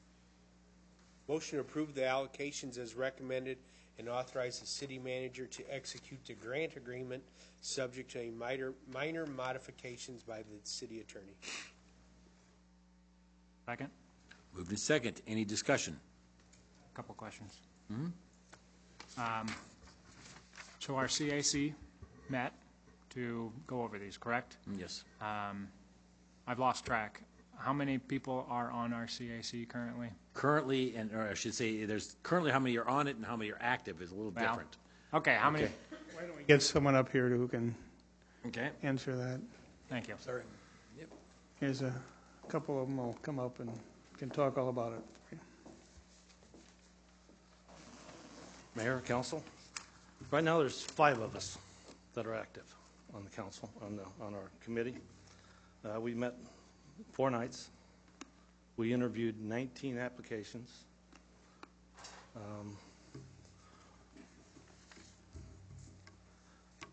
Out of the 19 applications, we gave all 19 some money this year. They was asking for a total of $74,000. We had $50,000 to distribute. So in our meeting, we decided that we was going to give everybody some money. Very good. Thank you. Is there questions more? John? I remember this got brought up last time. The recipients of last year's dollars have used that. Have we confirmed that yet? Well, they won't. Some of them won't use it till the end of this month. Yeah. But they're all on track. At least last time we checked. So we currently have an unexpended balance of $4,456.46. Most of the outstanding balance won't be drawn until the middle of January because these folks are on a month-to-month. So from December 1st to December 31st, they are providing services when they will close out, and then they will bill us, and then these funds. And we have 3 grantees who still have money to spend, and I followed up with each and every one of them asking where they're at. So they are all on track to expend. Okay. So 4,000 out of 50. That's pretty good. All righty. Any questions? Why do we even vote on this? Give the CAC the authority to do That's it. good, and that it will be in 2019. We are going to review the ordinance and probably update it on the number of members that are on it, look at who's on it and how active they are. And one of the recommendations I believe we talked about in study session is that to give them the authority and to, those that they choose are the ones that we'll still have to approve spending of the money. But we won't question at this point where it goes and which ones. We'll trust the committee to do that and that due diligence. They spend a lot of time at it. Okay. Okay? So that'll be coming in the early part of 19. Great. That's good. Well, thank you very much. 4 meetings, you said? 4 meetings. Yeah, that's a commitment, so appreciate it. It was eye-opener quite a bit on some of the applications. Sure. There's a lot of good work being done. This year, Colleen was telling me we had 3 new applicants that we never had before. So. That's great. That's good. It's growing. That's great. Thank you very much for your time, Bill, and of course Colleen, and the whole committee, and Linda. I know you're on that too, so appreciate that. Thank you very much. Okay, roll call. Alderman Parker. Aye. Ship. Aye. Clark. Aye. Mayberry. Aye. Spargattis. Yes. Talanair. Yes. 6 ayes, no nays. Motion carried. Item 33. Report from the Traffic Engineering Committee regarding a request from Scott Behrens for the installation of 4-way stop signs on 16th Street with its intersection with 20th Avenue. Move to approve the request as made and refer to the city attorney for an ordinance. Second. Move to second. Any discussion? I had a short conversation with Scott, the applicant or requester, today. Is he here? Are you here, Scott? Yes. You had 20-some residents up and down 16th Street sign your petition, I saw. Yes, sir. The Traffic and Engineering Committee goes by one standard, and sometimes the council goes by a different standard. Is there anything you want to mention? Yeah, I got the report, and the report goes by a standard of how much traffic goes up and down the street, which I understand. One of the reasons that I talked to the neighborhood and brought it up to them was we've noticed where we live, between 18th Avenue and 17th Street at that 5-way stop. There's no turn on rights, so a lot of traffic coming up that way. I just go through that neighborhood as fast as they possibly can to beat the lights. So kind of need to slow people down with a lot of the people in the neighborhood, a lot of the kids in the neighborhood. I happen to notice it now, especially as my son turned 9 and is out riding his bike, moving around, how much the traffic actually flies through there. So that was the reason we brought it up to the neighborhood, and I started asking around if anybody else felt the same way. If you could please sign that with your name in there too, just so we have it in the records. That I think there's a sheet right in front of you. And there should be no, nothing here in front of me. Someone walked off with it. There goes our documentation. You swipe it. I didn't want anybody else to talk tonight. There you go. Appreciate the thought. Just so we have the spelling and everything else correct when we do the minutes. No problem. Thank you. I'm one of those people that takes the shortcut, Scott, around that 5-point intersection. I understand. I go through your neighborhood all the time. A lot of people that do. Yeah. But not speeding. Yeah. Okay. Is there any way that we can create the policy so that if there are 15 signatures of the petition, we don't even have to do this anymore? Can't TEC just take care of this if there's sufficient support from the neighborhood?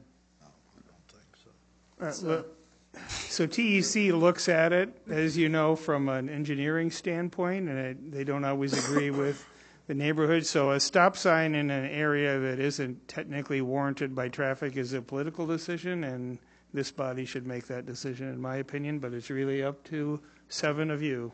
Correct. If they want a stop sign, give it to them. You get a stop sign, you get a stop Well, my opinion is in each case, it's an individual case with visibility issues, other neighborhood issues, and the council really should, although it would be easier just to have a simple signature requirement, the council should, I think, examine them individually. Yep. Make a smart and there's no precedent from one case to the next necessarily. And Dylan, you don't have to worry. At this rate, we're going to have a stop sign on every block by 10. Yeah, exactly. So don't worry. A much safer city. That'll be a smart act. Walkability. We give the city authority to do that without coming to us, but we wouldn't give them that for $18,000 to study. Nope. All right. I'm just trying to understand Only if the this. stop signs are made by a local rock Oh, I see. All right. manufacturer. All right. So let's have. Done, Scott? I'm sorry. Did I finish? I'm all done, yes. Thank you, sir. Yep. Thanks for coming. Are any of your other neighbors here by any chance? No. Well, The kudos to dedicated you for few. coming down here tonight. Thank you. Give a roll call, please. Nope, this is just a motion. What's that? Voice vote. I'm on the wrong. There's a No, it says roll call on that one. Roll call. Yeah, you're right. Roll call's correct. I thought it was on. Trying to do this. Oh, okay. I'm sorry. No, it's fine. Alderman Parker. Aye. Ship. Aye. Clark. Aye. Mayberry. Aye. Spargattis. Yes. Talanair. Yes. 6 ayes, no nays. First amendment. That's right. Item 34. Report from the mayor regarding associate non-voting reappointments to the Preservation Commission. Move to approve the reappointments as recommended. Second. Moved and second. Just for those people in knowledge, it's Jeff Dismer, Diane Ostrike, and just, I guess that's those two. So, for FYI. All those in favor say aye. Aye. Opposed? Carries. Item 35. Report from the city clerk regarding an activity application and resolution for the American Heart Association 25th Heart Walk on Saturday, May 18th, 2019, from 8 a.m. to 11 a.m. Move to approve the event as recommended and adopt the resolution. Second. Moved in second. Any discussion? Roll call, please. Alderman Parker. Aye. Shipp. Aye. Clark. Aye. Mayberry. Aye. Spargattis. Yes. Talonier. Yes. 6 ayes, no nays. Motion carried. Item 36. Report from the city clerk regarding an activity application and resolution for the Quad Cities River Bandits Race to Home 5K on Saturday, April 13th, 2019, from 8:30 a.m. to 10 a.m. Motion to approve the event is recommended and adopt the resolution. Second. Moved in second. Any discussion? Roll call, please. Alderman Parker. Aye. Shipp. Aye. Clark. Aye. Mayberry. Aye. Spargattis. Yes. Talonier. Yes. 6 ayes, no nays. Motion carried. Which are other business, number 37. To the bottom here, we do have several people signed up if they're still here. Jim Uribe? Uribe, I apologize for that. Sir, I have nothing to add. I guess, like I said, I think it's a matter of doing homework. I think disappointed in some of the tax issues.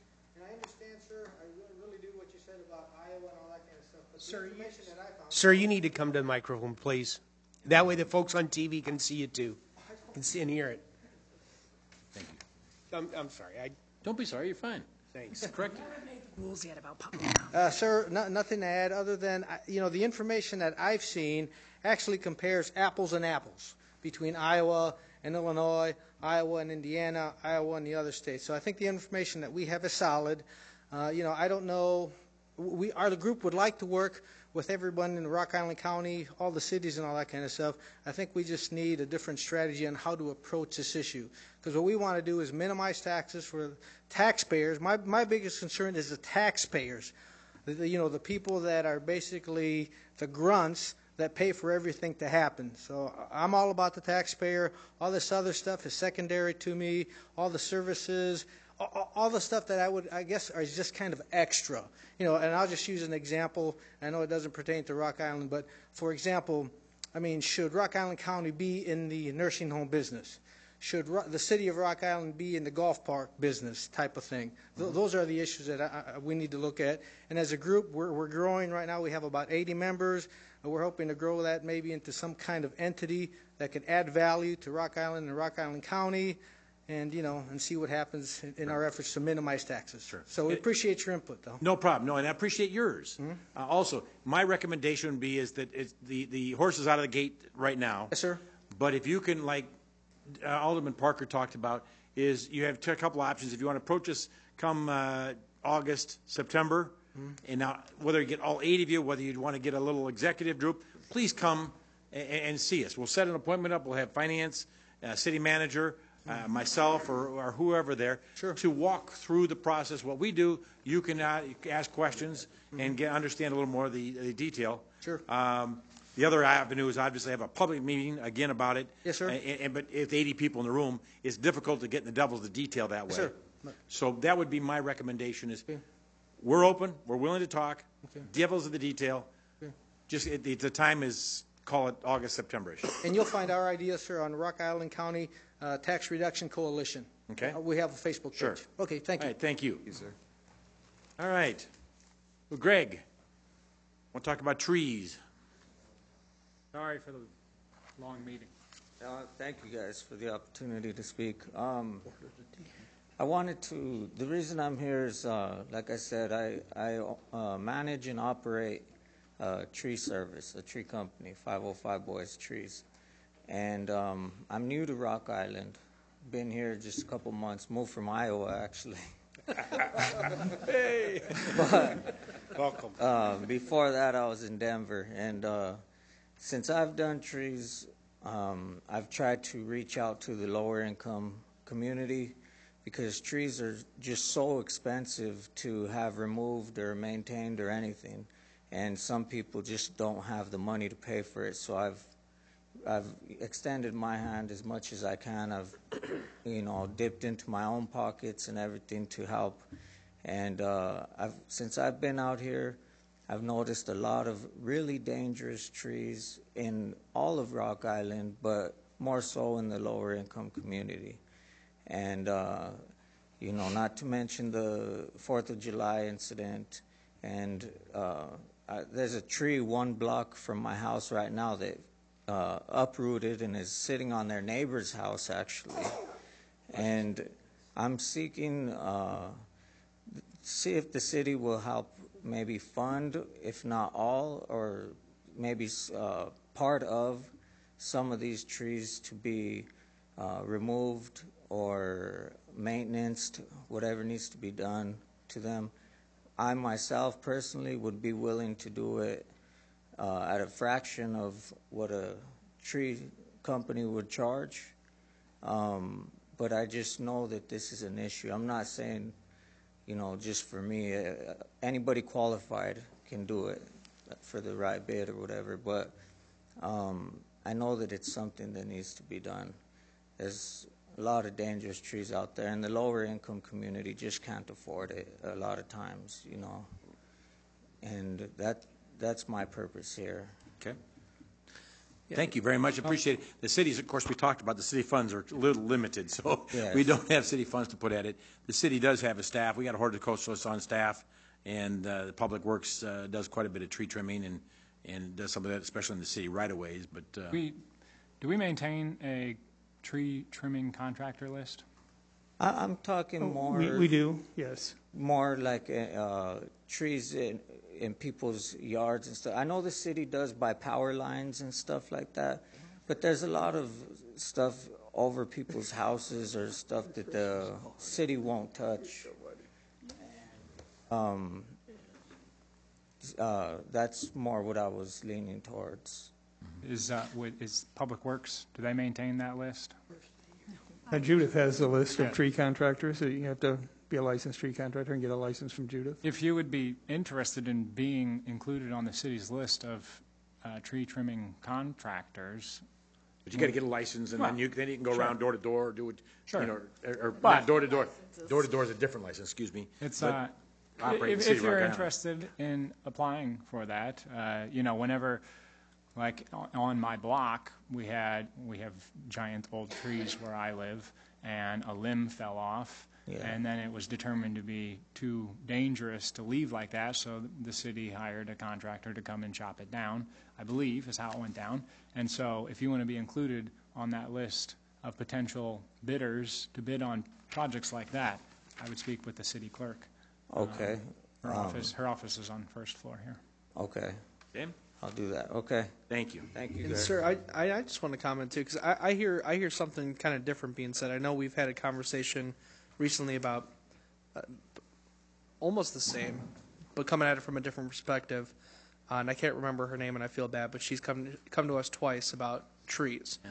And sooner than later, we're going to have an enterprise, wholesale, citywide take on the issue of trees. And I appreciate that as someone who's new to the city, you're seeing this, that there are, and they're beautiful at Blackhawk State Park, but they're grotesque liabilities that we have these monstrous oak trees and these old growth trees in some of the older parts of the city. I don't want to say low income because I think I understand what you're saying. Yeah. But in the older parts of the cities, we have the oldest and tallest trees, we talk about taxes, and the fact of the matter is that the home. All the homes are what drive this city forward, right? The people who live in there, but the homes themselves are the assets. And a lot of these old growth trees are a threat to those assets, and those assets then, if they become crushed or removed and demolished, then slowly but surely that's a threat to the city's budget. I've talked about this for a number of years. I haven't seen the level of action that I would like to see, and that's for a variety of reasons, and cost is one of them. But we do need to get serious about replanting trees that are height appropriate and taking down these trees that are grotesquely overgrown and serious hazard and liability. So I appreciate you raising this. I'm sure we're going to keep hearing more of this as the time goes on from people saying, we got to do something, because the insurance companies aren't helping, and I don't have an answer for you, but I'm just saying I hear what you're saying. What about some sort of fundraiser or something? Because something to donations or something like that. Could there be something set up that the city could help with that? I'll tell you, if you don't mind, you come individually, but the city's not going to, at this point, get involved financially or the fundraiser or anything else. You can have one.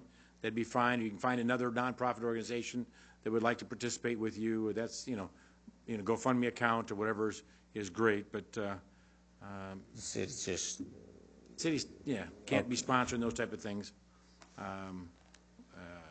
Probably mostly from a liability standpoint. I mean, it's how what you're talking about would have to be construed as would be very complex and time consuming for the city to have a direct financial. Now the city could function as a convener if we wanted to get high level with this and have a serious discussion. I think I would make a recommendation that we consider an urban forestry program or something like that during this coming goal setting session. There is it's going to cost money.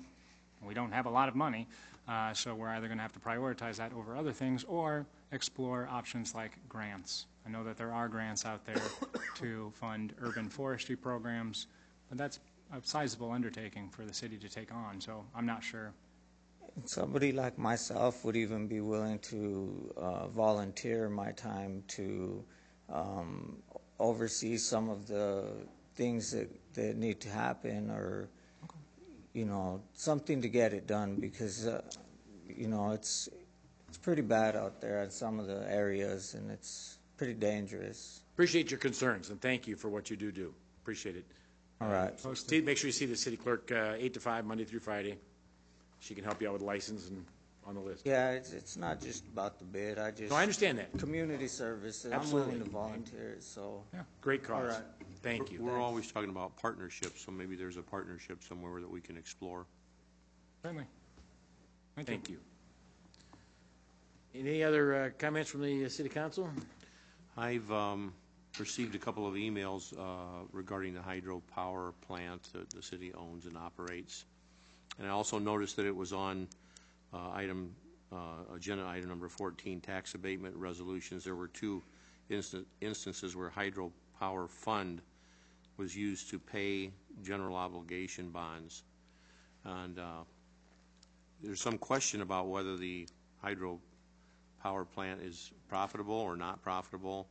And I'm not quite clear myself, because if we're giving money or paying money, I should say, out of that fund to pay off general obligation bonds, then there's money being generated. But I'm just wondering if we can get an update soon, so we know exactly what the city's status is with that. So that's the debt that was used to acquire and then repair the turbines. That's what those bonds are. Okay. So those bonds were generated specifically for the hydro plant. That's why they're paid out of the hydro plant. You've seen the information in the budget. We can get you some line item information on it. Well, you got the same information that I got, so you understand. It's not profitable. It has never lived up to the expectations that were expected. Yeah, so I just think if the council got updated on all of that, to have a better understanding of where we were before, where we are now, and where we're going in the future. Well, staff is currently assessing requests for qualifications, right, for not an RFP, for an energy audit for the city, right? And while the hydroelectric plant, as I understand, is not included in that package deal, potentially after this project, we could explore doing something like that to see if there are improvements that need to be done to the hydroelectric plant to make it generate sufficient electricity or if it is just time to sell it. Well, I think when we get the debt load, and we've been paying on a long time, as Josh knows and Ivory knows, and I've been here the longest when I think they bought it just before I came on, but if we get the debt load gone, it'll be fine. But when you have untimely rains and the Mississippi is flooded full and there's no fall for the water to turn the turbines for 3 months of the summer, the Mississippi's out of its banks, it's inconsistent energy. And so usually it's just a spring for a month. Now it's been 5 months underwater, so there's no fall to turn the turbines. So, and we'll get it paid for, and it was a green energy plan. We have very small costs in the actual operation of it, as far as full-time employee equivalents. It's very efficient that way. We just need a drought. Not a total drought. No, we could use a drought. All right, anything else good for the, yes, sir. Yes, Mr. Mayor. 2 Saturdays ago, we had a program to buy locally. Yes. Here, I believe you participated. My family did. What we recognized, it was a beautiful Saturday. Mm-hmm. Approximately 70 to 75% of the vehicles that were downtown Rock Island were from Iowa, even Clinton and Johnson City, because, you know, they designate what county they're from. Mm-hmm. So that did work. There is 2 young lady sisters that own a business that were located in the little mall there, and they were very happy. These are young ladies. They've been down here before. They have a trailer that they take around, but they rented space down there to do it that day, and they were very happy and successful. So it does work. There are people coming to Rock Island to spend money, and that's what we want to see continue. Thank you. Coder, Wild Cherry Spoon Company, Splash, and Spellbound. All great small businesses in our shops on Second. Yep. Well, if you're not an engineering company, it's fine. Whoa. All right, is there anything else good for the cause? Anything else? We move to adjourn? Second. Second. All those in favor? Aye. Opposed? You had to get that in, didn't you? Couldn't help it. I called Pat today.